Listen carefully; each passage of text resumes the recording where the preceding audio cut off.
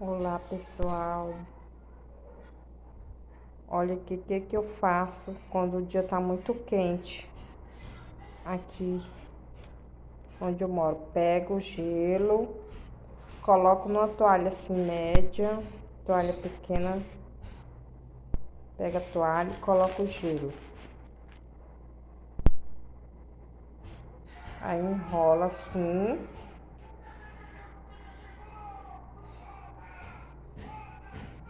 Faço assim. Aí pego, coloco no pescoço.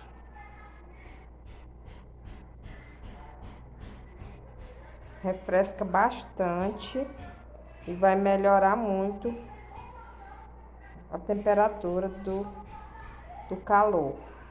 Façam isso que vocês vão sentir uma grande melhora de calor.